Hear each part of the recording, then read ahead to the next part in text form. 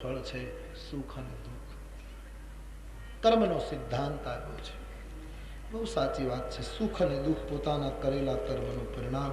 એ સિદ્ધાંત પછી જ્ઞાન માર્ગની ચર્ચા કરતા બોલ્યા છે.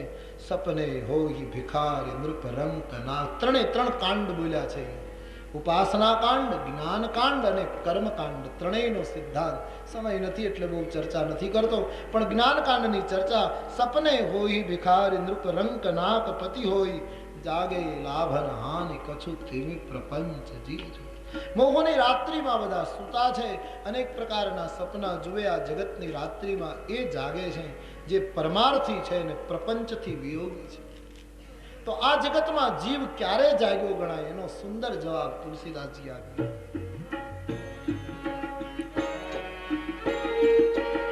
જીવ જગ જાગા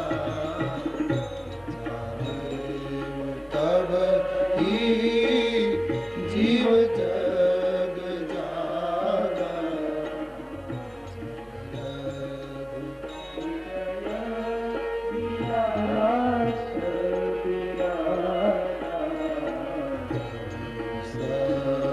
વિષય વિલાસ વિરાગા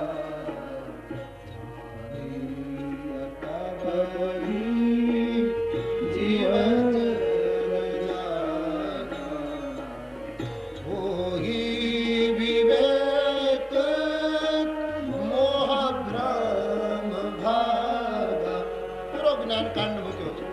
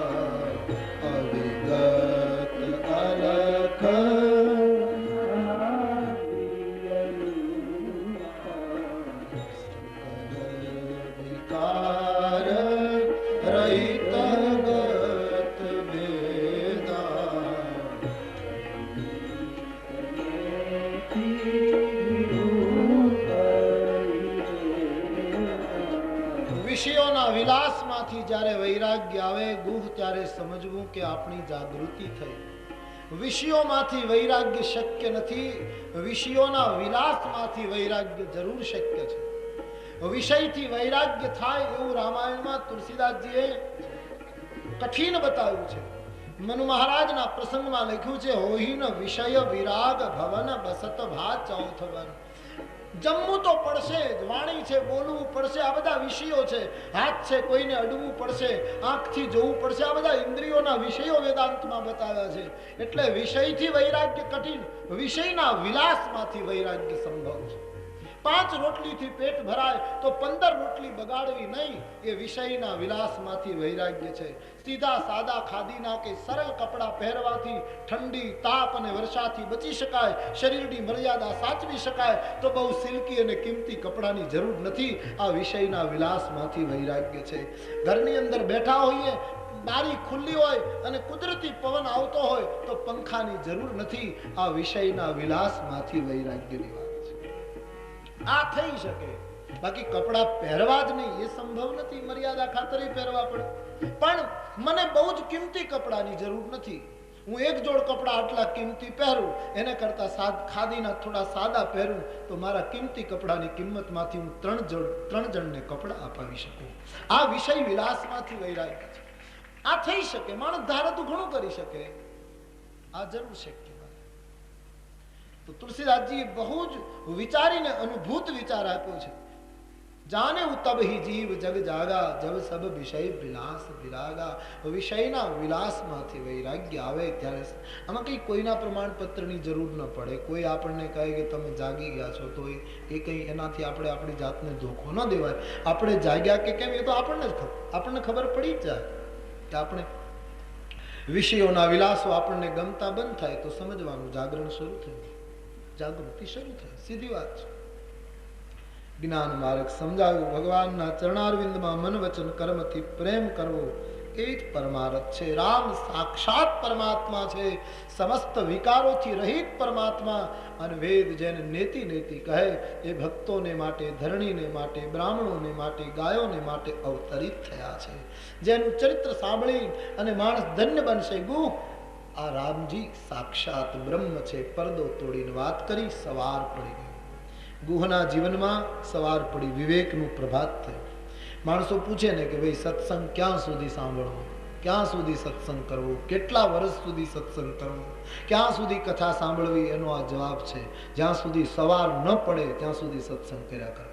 જ્યાં સુધી જીવનમાં જાગૃતિ ઊભી ન થાય, વિવેકનો ઉદય ન થાય ત્યાં સુધી સત્સંગ કર્યા જ કરો, કર્યા જ કરો. વિવેક જાગવું છે.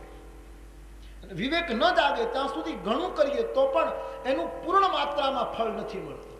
વિવેક જાગી જાય, જ્ઞાનની જાગૃતિ થઈ તો વાત તુરંત બને. દીવો પ્રગટે તો અંધારું જાય. નહીતર ઘણું કરીએ તો એટલી માત્રામાં ફળ નથી મળતું. જાગૃતિ આવી જાય, માણસ જાગે. એટલે આદિ જગતગુરુ શંકરાચાર્ય બોલ્યા છે,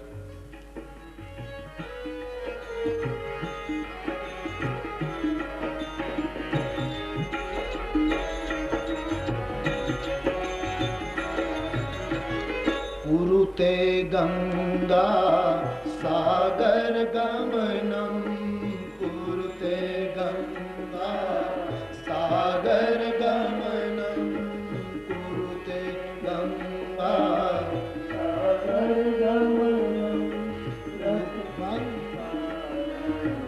અથવા દાનમ વ્રત પરિપાલન, અથવા જ્ઞાન વિહીન સર્વમતેન, જ્ઞાન વિહીન સર્વમતેન ભજતિ જન્મ શતેન, ભજતિ. માટે ભજ ગોવિંદમ, ભજ ગોવિંદમ, ભજ ગોવિંદમ મૂઢમતે, ભજ ગોવિંદમ, ભજ ગોવિંદમ, ભજ ગોવિંદમ. આનો અર્થ ગંગા સાગર સ્નાનનો મહિમા શંકરાચાર્ય ઘટાડ્યો નથી, પણ સમજણ નહીં આવે, વિવેક નહીં થાય, દીવો નહીં પ્રગટે, સૂરજ નહીં ઉગે તો એનું એટલી માત્રામાં ફળ નહીં મળે. નહીતર તમે કર્યા જ કરશો પણ વિવેક નહીં જાગે તો આનું એટલું ફળ. એટલા માટે કહ્યું કુરુતે ગંગા સાગર ગમન.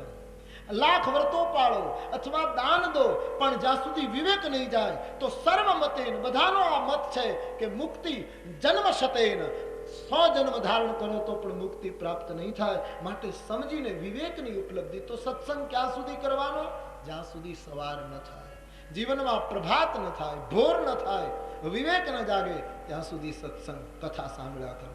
પણ તો સવાલ લોકો એવો કરે કે પછી સવાર થઈ ગયા પછી કથા નહીં, પછી તો કથા વગર તમે રહી જ નહીં શકો.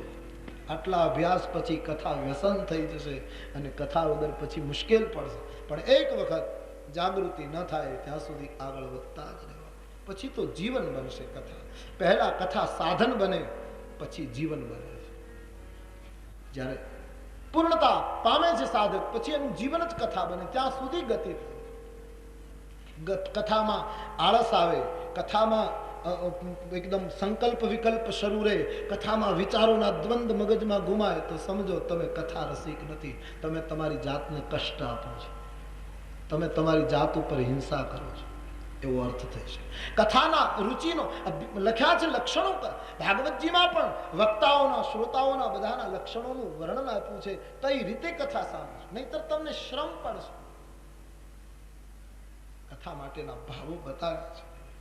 તો કહેવાનું ક્યાં સુધી આ કરતા રહેવાનું, ક્યાં સુધી જવાનું? ભોર ભાઈ એક સુબહ હો જાય, ત્યાં સુધી આ ગાવાનું સાંભળવા. સવાર પડી, વડલાનું દૂધ મંગાવ્યું, ભગવાને જટાબંધન કર્યું, સુમંતજી રડી પડ્યા, ચરણમાં પડી ગયા. પ્રભુ એને ઉઠાવી અને બોધ આપે છે કે આપ અમારા પિતા તુલ્ય છો, અમારા માતા પિતાને સંદેશ આપજો. અને તમે અમને શિક્ષણ આપ્યું છે કે સત્ય શું કહેવાય. પરંપરામાં તમે ઇતિહાસો કહ્યા છે કે સત્ય માટે કેટલી કેટલી લોકોએ કુરબાની આપી, અમે શું એ ધર્મ છોડી દઈએ? આમ કહીને પ્રભુ સુમંતને પરાણે વળાવે છે. રામાયણકાર લખે છે, સુમંત્ર પઠાય, સુમંત્ર પઠાય, સુર સરિતી आप कब आए, बरबस राम सुमंत्र सुमंत्र सुर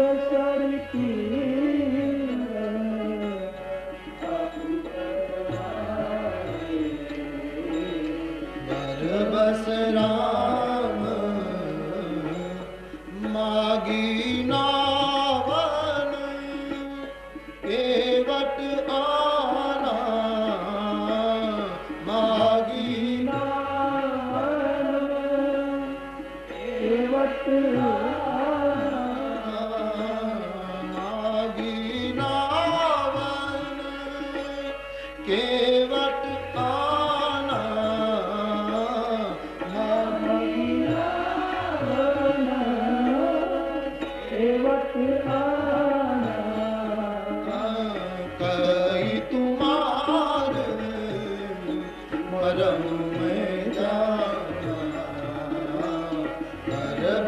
राम सुमंत्र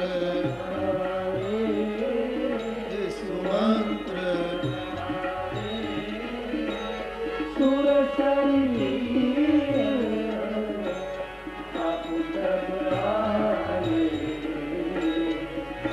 बस राम.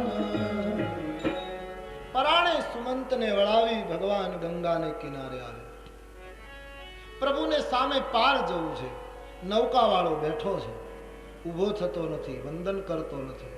ભગવાન રામજી જેની પાસે સમસ્ત જગત માંગે છે, દેવાધિદેવ માંગે, ઋષિઓ માંગે, ભૂત ભાવન શંકર, પિતામહ બ્રહ્મા, આ બધા જ જેની પાસે માંગે, જનક માંગે, વશિષ્ઠજી માંગે, સ્વયંભૂ મનુ માંગે, આ બધા જ જેની પાસે માંગે, એ આજ એક કેવટની પાસે નૌકા માંગે છે. અમારે સામે કિનારે છે. પ્રસિદ્ધ કથા સંક્ષેપમાં કેવટ ભગવાનને કહે છે, હું તમારો મર્મ જાણું છું.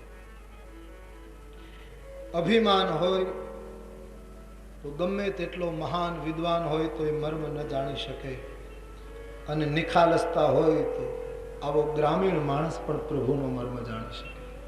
એ બતાવે. એક સામાન્ય ભીલ ગ્રામીણ એ ભગવાનને કહી શકે હું તમારો મર્મ જાણું, અને ભગવાન શાંત થઈ. તમારા ચરણની ધૂળમાં એવી કોઈ મનુષ્યત્વ નિર્માણ કરવાની ખૂબી છે. મેં એમ સાંભળ્યું છે મહારાજ, પથ્થરની શિલાને ચરણ ધૂલી અડી તો નારી થઈ. આ તો નૌકા છે, લાકડાની છે, નદીમાં રહીને વધારે લાકડું નરમ બન્યું છે. મારી આ તરણી મુનિ ઘરની થાય તો એક આજીવિકાનું સાધન તૂટે, અને મહારાજ ઘરમાં એક સંખ્યા વધે. આપને ખરેખર સામે કિનારે જવું હોય તો આપના ચરણ ધોવાનું મને કહેવું પડશે. માંગ્યું નથી આ માણસ. સંતોએ બહુ અર્થો કર્યા છે, સમય અભાવે એમાં નથી જતો. પણ એક વાત સમજી લો, ભગવાન એટલા માટે માંગે છે કે આ માણસ ગંગાને કિનારે બેઠો છે, અને ગંગાની વ્યાખ્યા માનસમાં આવી છે, રામ ભગતિ જહ સુર સરી ધારા. ભક્તિ એ ગંગા છે. ભક્તિના ઘાટ ઉપર જે બેસે એને માંગવું નહીં, એની પાસે તો ઈશ્વર માંગતો માંગતો આવશે. ભક્તિના ઘાટ ઉપર બેસીને ભીખ માંગીને ભક્તિને કલંકિત ન કરવી.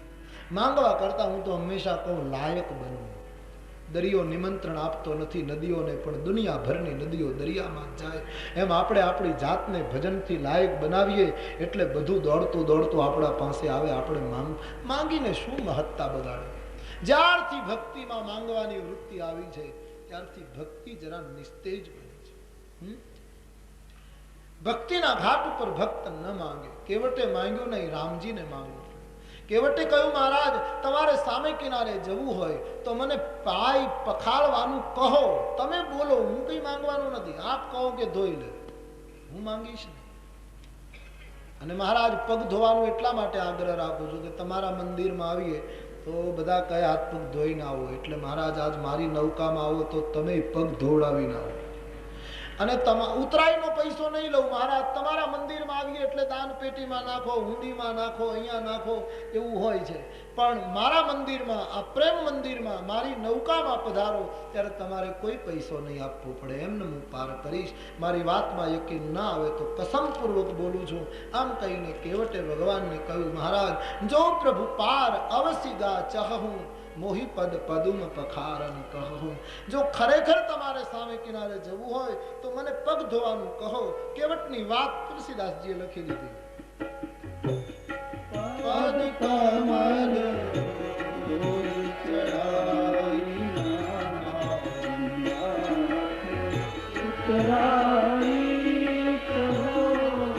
મોહી રામ રામ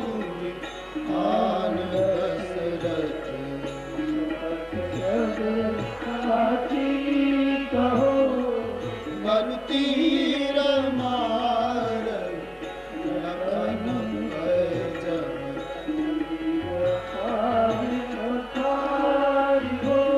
તબ લાગી ન તુલસી દાસ ઉતારી હો. તબ લાગી ન તુલસી દાસ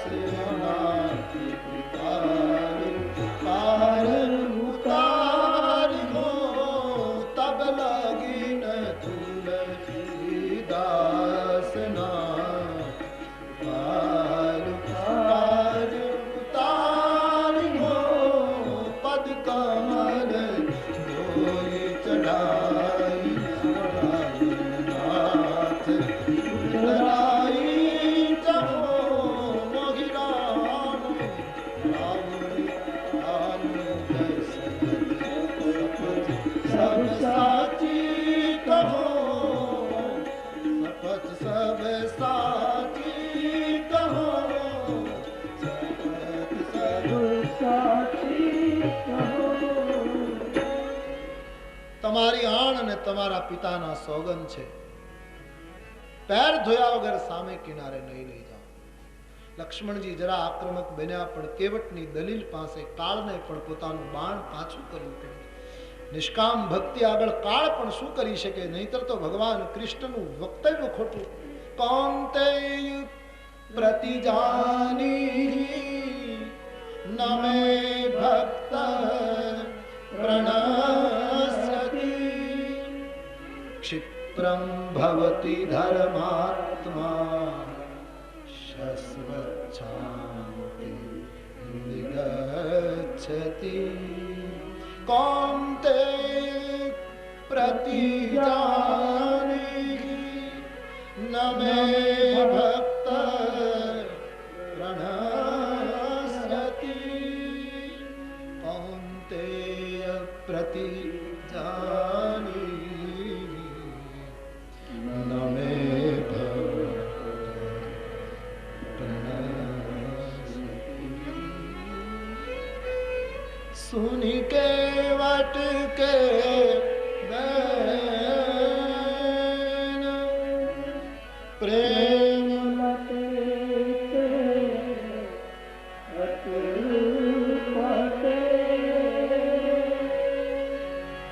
હંસે કરુણા ચિતઈ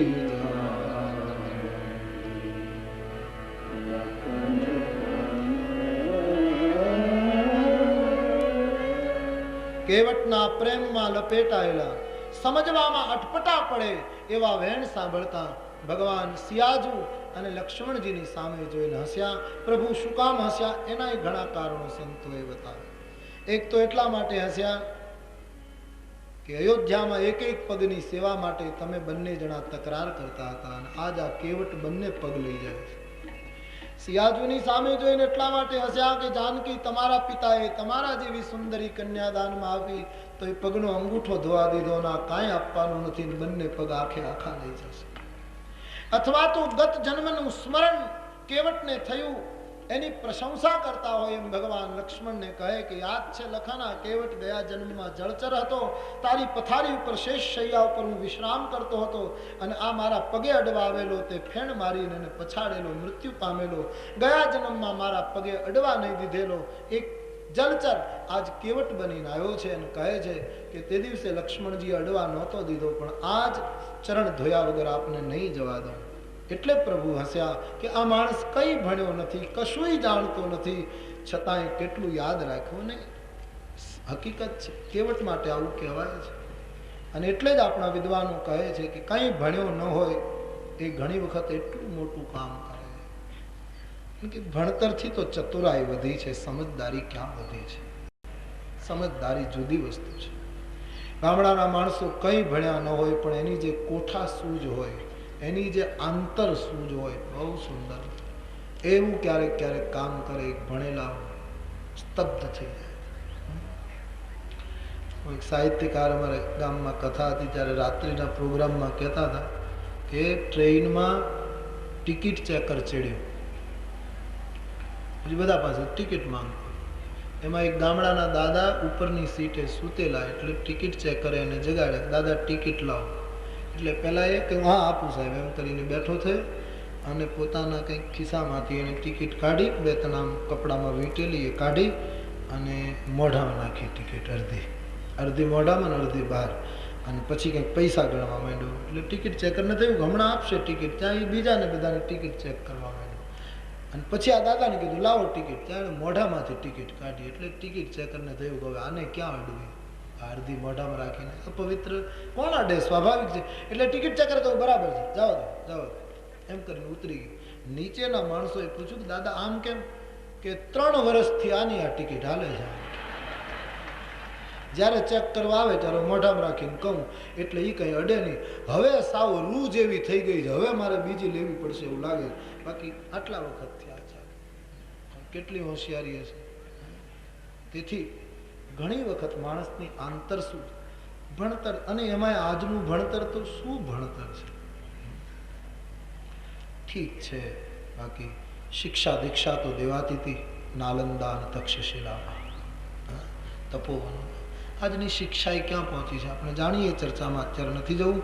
પણ ગામડાનો માણસ બિલકુલ ભોળો હોય ને ખાલસ હોય, એ ક્યારેક એવા અદભુત કામો કરે કે ભણેલા થાપ ખાય. કેવટ કંઈ ભણ્યો નથી, ભગવાનને કહેવું પડ્યું જલ્દી જળ લઈ આવ, ચરણ ધોઈ લે. કથોટામાં પાણી લાવ્યો છે, ભગવાનના ચરણ ધોતા આનંદમાં ડૂબ્યો છે. જય જયકાર થયો, ચરણ પ્રક્ષાલન કર્યું. ભગવાને કહ્યું હવે પાર જઈએ, અમને બેસાડ. કહે મહારાજ ચરણામૃત બધાને વહેંચી દઉં. બધા પરિવારને ચરણામૃત વહેંચ્યું, પિતૃઓને પાર કર્યા અને પછી ભગવાનને નૌકામાં બેસાડી ગંગાના પ્રવાહ ઉપર નૌકા ચલાવી. સામે કિનારે નૌકા પહોંચવાની તૈયારીમાં એમાં મોડીને પાછો આ કિનારે લાવ્યો. 3-4 વાર ચક્કર ખવડાવ્યા. ભગવાનનું સામીપ્ય જેટલું મળે ઈચ્છતો હતો. નૌકામાં એકદમ ડોલતી નૌકામાં ભગવાને કહ્યું ભાઈ અમને પડી જવાની બીક લાગે. ત્યારે કેવટે બુદ્ધિપૂર્વક કહ્યું આપને પડી જવાની બીક લાગતી હોય તો મારો હાથ પકડી રાખો. ભગવાને કેવટનો હાથ પકડ્યો, એનો ઈશારો હતો મહારાજ અમે ગરીબ માણસો, અમારો હાથ કોઈએ પકડ્યો નહીં એટલે બધા અમને તિરસ્કૃત માને. જગતનો માલિક જો એકવાર હાથ પકડે તો પછી આખી દુનિયા પકડશે. ભગવાને કેવટનો હાથ પકડ્યો, દેવતાઓએ જય ઘોષ કર્યો, એના ભાગ્યની સરાહના કરી. કેવટ ભગવાનને સામે કિનારે ઉતારે છે. ઉતરી ઠાઢ ભય સુરસરી રેતા ભગવાન કિનારે ઉતર્યા છે. કેવટને હવે ભગવાન ને કેવટ દંડવત કરે છે, જેનું વર્ણન તુલસીજીએ લખ્યું.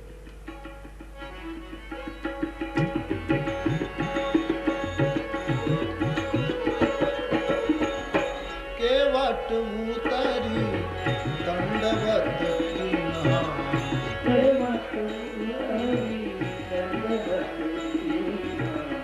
केवट उतरी दंडवत कीन्हा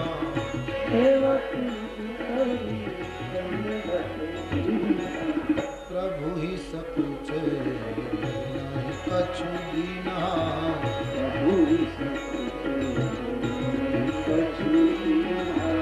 प्रभु ही सकुचे नहीं कछु दीन्हा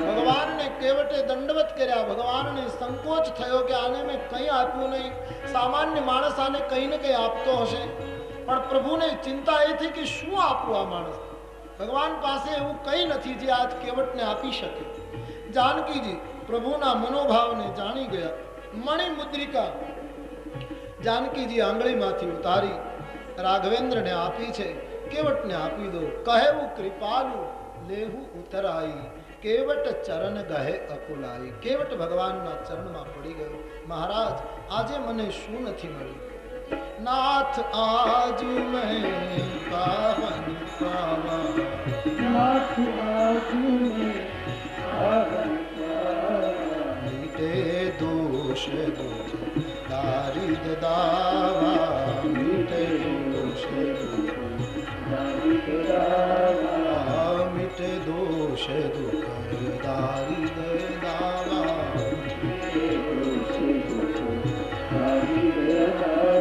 जन्म जन्म थी मजूरी करी छे महाराज आज बधु ज तमे भरपाई करी आप्युं हवे मारे कई नथी जोईतुं भगवान आग्रह करे केवट लेतो नथी छेल्ले केवटे कह्युं पाछा फरो त्यारे जे आपशो ते स्वीकारी लईश प्रसादना रूपमां प्रसादे सर्व दुःखानां हानिरस्योप जायते प्रसादे सर्व दुख प्रसाद लई उतराय नहीं हानिरस्यो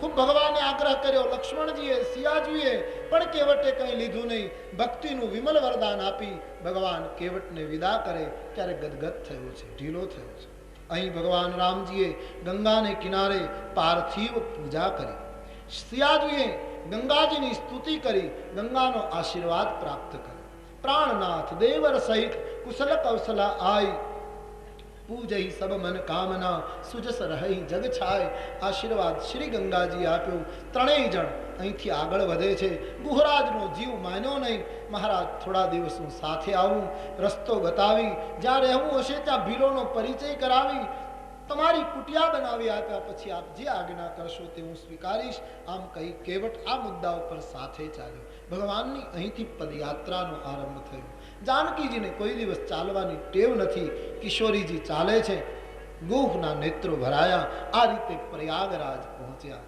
त्रिवेणी स्नान माधव पद पूजा अक्षयवटनी परिक्रमा करी महर्षि भरद्वाज ऋषिना आश्रम में एक रात्रि मुकाम कर्यो छे बीजा दिवसे भगवाने भरद्वाज जी ने पूछ्યું महाराज अमने रस्तो बताओ कये मार्गे जईए रामायणना त्रण महत्वना प्रसंगो आप सब जाणो छो रामजीए त्रण ऋषिओने त्रण वस्तु पूछी भरद्वाज जी ने रस्तो पूछ्यो वाल्मीकि जी ने रहवानी जग्या पूछी अगस्त जी ने राक्षस विनाशनो मंत्र पूछो भरद्वाज जी ने शू काम रस्तो पूछो बीजा कोई ने केम न पूछो एक कारण तो भरद्वाज जी ना परिचय में बालकांड में आव्युं छे तापस समदम दया निधाना परमारथ पथ परम सुजाना श्री भरद्वाज जी परमार्थना मार्गना जाणकार छे आ संसार में मार्ग एवी व्यक्ति ने पूछवो जे परमार्थनो निष्णात होय स्वार्थनो निष्णात होय अने मार्ग न पूछवो तो एक हवे सवाल ये उठावे छे लोगो के भरद्वाज जी ज परमार्थी हता बीजा महात्माओ परमार्थी नहोता अरे साधु मात्र परमार्थी ज होय ऋषि मुनि परमार्थी ज होय आ बधा परमार्थ माटे देह धारण करे तो पछी भरद्वाजजीनी विशिष्टता कई भरद्वाजजीनी विशिष्टता ए के बीजा महात्माओ ने ऋषिओ એક એક નદીને કિનારે બેઠા હતા.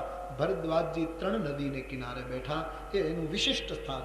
કોઈ જ્ઞાન માર્ગ ઉપર બેઠા હતા, કોઈ કેવલ ભક્તિના માર્ગમાં માનતા હતા, કોઈ કેવલ કર્મના સિદ્ધાંતમાં રુચિ ધરાવતા હતા. તુલસીજી કહે, રસ્તો એવાને પૂછો જેનામાં જ્ઞાન પણ હોય, ભક્તિ પણ હોય અને કર્મ પણ હોય.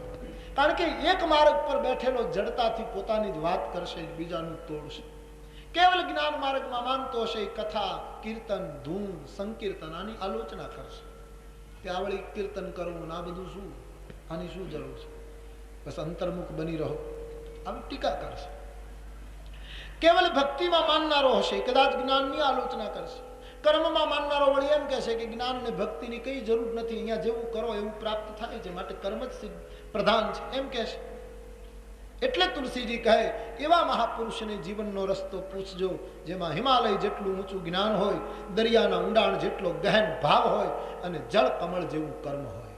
આવા મહાપુરુષને રસ્તો પૂછવાથી આપણા રુચિ પ્રમાણે માર્ગ. આજે મોટા મોટી મુશ્કેલી શું છે? રસ્તા તો બધા બતાવે છે, પણ મારો રસ્તો જ બતાવેલો સાચો, બાકીનાનું ખોટું. આમ કરીને એકાબીજા પંથવાદમાં પંથ તોડે છે.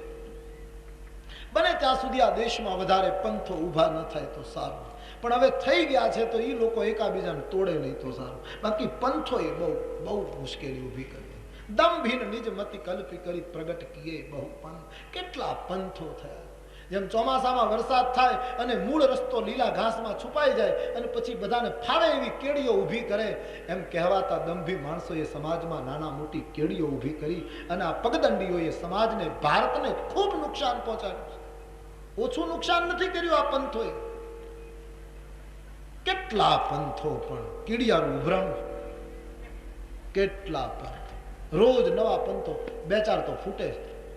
અમારો આ પંથ, સનાતન પંથ ઉપર ચાલો મેરે ભાઈ બહેન, વૈદિક પંથ ઉપર ચાલો, જે રાજમાર્ગ છે, જે યુગોથી ચાલ્યો આવે છે મારો તમારો આ સનાતન પંથ, એના ઉપર ચાલો. કેટલા પંથો, ઠીક છે પંથનું ના પણ નથી ભાઈ, પણ એકબીજાને તોડે નહીં તો સારું. પણ હવે તોડવા જ બેઠા છે બધા. આનું તોડે પેલો, આનું તોડે, આનું પ્રવૃત્તિ છે. સાવધાન. મારા અનુભવ, મેં પરદેશમાં એક લેખ વાંચ્યો. અમુક પંથના માણસો એવી ખોટું મલિન પ્રચાર કરે છે રામકૃષ્ણની બાબતમાં. આ દેશમાં રહેનારા, રામકૃષ્ણના દેશમાં જન્મેલા, આ દેશનું અનાજ ખાધેલા માણસો વિદેશની અંદર પોતાના પંથને પ્રબળ બનાવવા માટે સનાતન સંસ્કૃતિ ઉપર ઘા કરે છે. એવા લેખો મેં જોયા. એની ચિંતા નથી, સનાતન સંસ્કૃતિને કંઈ થઈ ન શકે, પણ લોકોની પ્રવૃત્તિની દયા આવે છે અને તમે સાવધાન રહો એટલા માટે બોલું છું. બાકી આ વૈદિક પરંપરાને કોઈની તાકાત નથી કંઈ કરી શકે. આટલી વિદેશી સત્તાઓ આ દેશમાં આવી તો એ ભારતીય સંસ્કૃતિને કંઈ થઈ શક્યું નથી. શું કોણ કરી શકે? પણ આપણા જ માણસો આવી પ્રવૃત્તિ કરે છે સમાજ. સાવધાન રહો.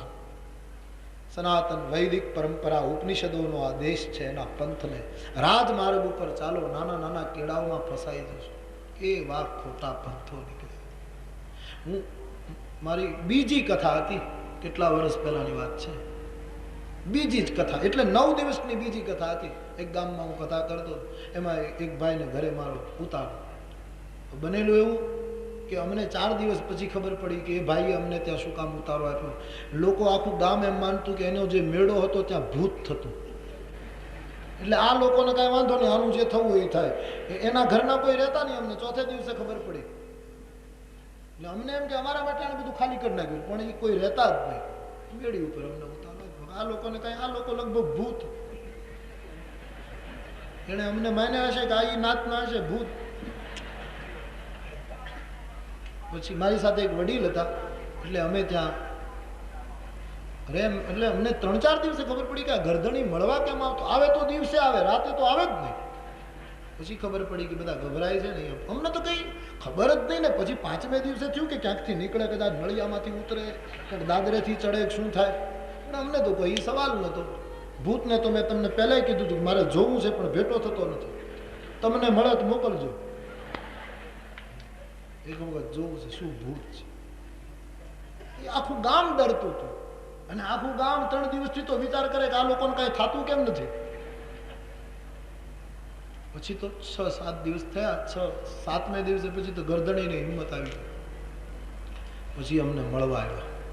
પણ રાતે અમારી પાસે બેઠો તો આમ સારે બસ જોયા હતા, અહીંથી નીકળશે, અહીંથી નીકળશે. પછી તો અમને ખબર પડી ગઈ.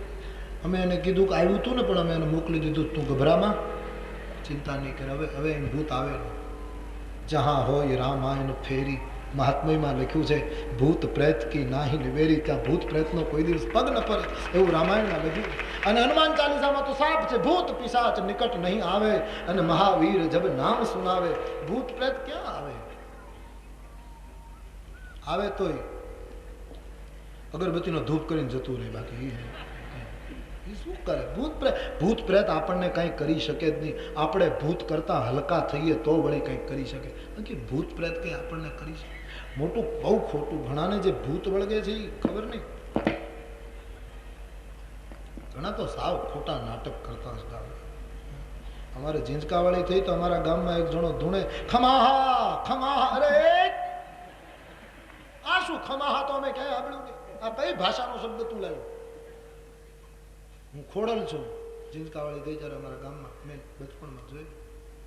એમાં એક જણાએ કીધું કે હે ખોડલમાં છાલા કાઢેલું નાળિયેર છે, તારા માથામાં મારીને ફોડી. નહીં નહીં નહીં, નાળિયેર પથ્થર સાથે ફોડાય, માથામાં ન ફોડાય. માને હેરાન નહીં કરો. લે ખમાહા ખમાહા.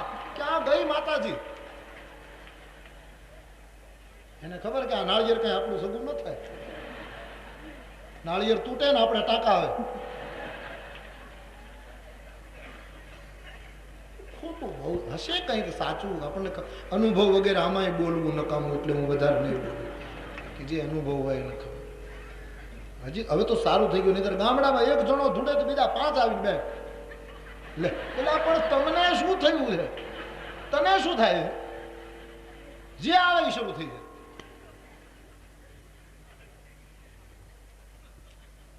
આબુ ને ડુંગરેથી આવે, કોઈ આમ ગિરનારથી આવે, કોઈ આમ બધા ધૂણો. દંભ ઘણો પોષાય. ખેર જે હોય તે. પણ પછી આ બનેલી વાત, એ માણસે ગરદણીએ ભૂત રહેતું હતું એવું એની ભ્રાંતિ. ભૂત શું રહે એમાં? પછી એને થોડીક હિંમત આવી, એટલે પછી અમારી સાથે વાત કરવા માંડ્યો કે આ બનેલો પ્રસંગ. મને કહ્યું કે બાપુ તમને 52 બારો શું એની ખબર છે? કીધું ભાઈ મને ખબર નથી 52 બારાની. હું તો રામાયણ ગાઉં છું, રામ નામ અમારાથી લેવાય એટલું લઈએ ને લેવડાવીએ, બાકી અમને 52 બારાની કાંઈ ખબર. હું ન માનું, તમને ખબર જ હોય. મેં કીધું ભાઈ નથી ખબર 52 બારાની અમને. ગામડામાં આવા પ્રશ્નો બહુ પૂછે. 52 બારો એટલે 52 અક્ષરની 12 બોલે, 52 બારો વાણીમાં બધું આવે. હવે એને મૂળ તો કોકે પકડાવી દીધું કોઈ પંથવાળા માણસે, અને એને ઉલટી કરવી હતી અમારા પાસે. આને કઈ એ મારી સાથે વડીલ હતા, એને આવવામાં બહુ રસ. એ કે 52 બારો, 52 બારો તો બહુ કહેવાય. તમને તો સમર્થ ગુરુ મળ્યા હોય તો જ મળે. એવો એને લડાવ્યો. પછી તો મારે કઈ બોલવાનું નહીં, એને મેદાન સંભાળી લીધું. તમારા લલાટ ઉપર તેજ આ 52 બારાનું જ છે, નહીતર ન હોય તેજ. હવે એનું કપાળ કેવું હતું એ હું જાણતો હતો. 52 બારો, ઓહો. બહુ એને લડાયો, રાજી થયો. પછી કીધું કે બતાવો 52 બારો. એટલે વળી પાછો એ શું બોલ્યો કે આ તો તમે કથા કરો છો, અધિકારીને જ કહેવાય, બીજાને જ કહેવાય નહીં. આમ પાછો અમને સંભળાવતો. ઠીક છે. વડીલ કે અમે કોઈને કહેવાના નથી, તું અમને કહી દે, અમે કોઈને ન કહી. પછી એ બોલ્યો, આ એના શબ્દો કહું છું. એને બોલેલું કેવું લોકો ખોટું મગજમાં ઘુસાડી દે છે લોકોને, પંથવાળા માણસો.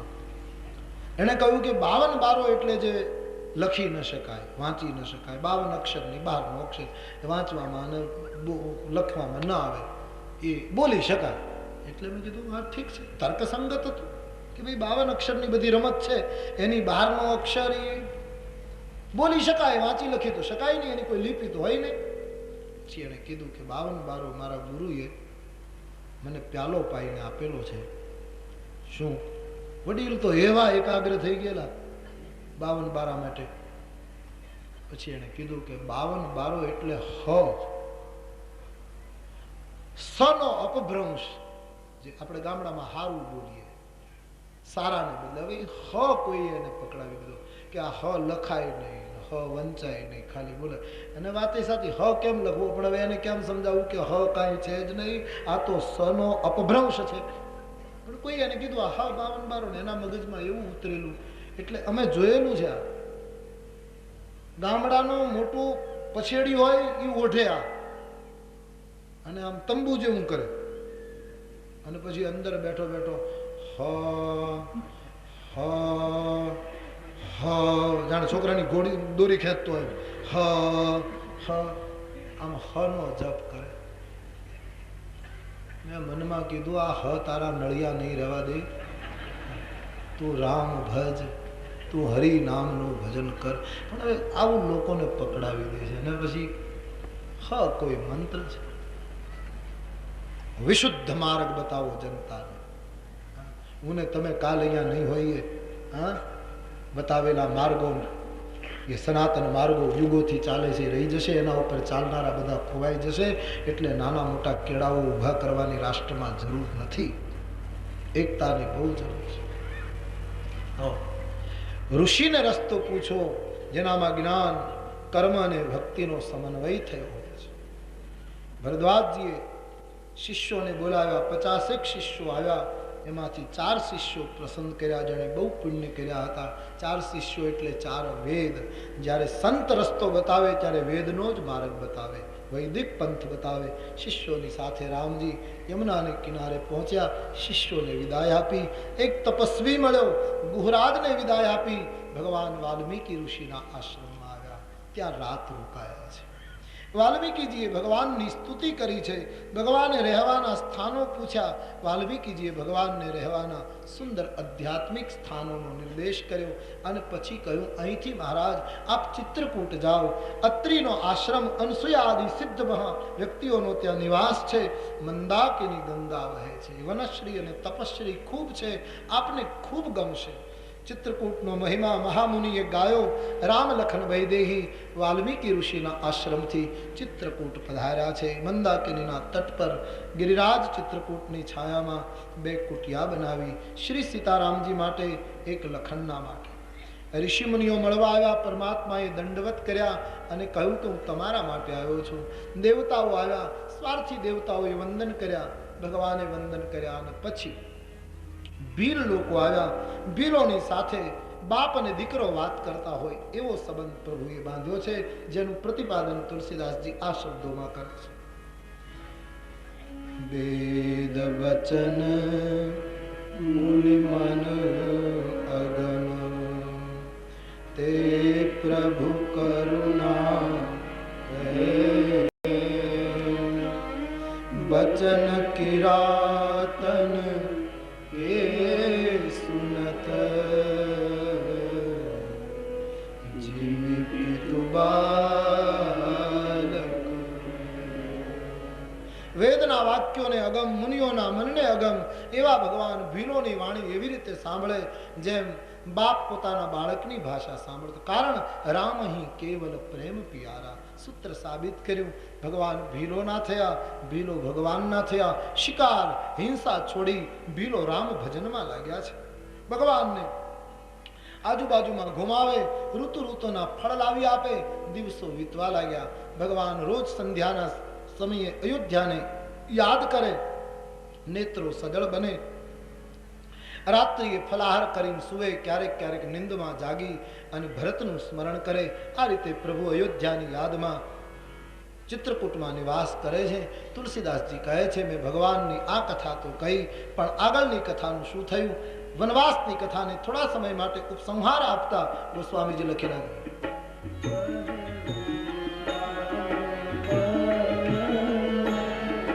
ગમન સુહાવા, ગમન સુહાવા, સુનામુ સુમંત્ર અવધ જીમ્યા, કહેવું રામ બલ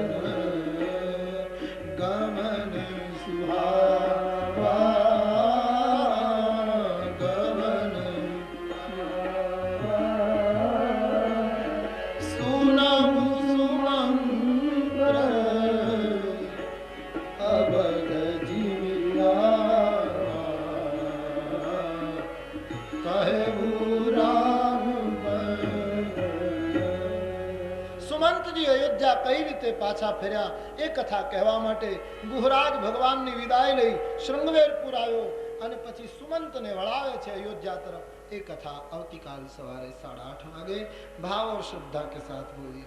बोलिए रामचंद्र भगवान की, श्री बाल कृष्ण लाल की, सद्गुरु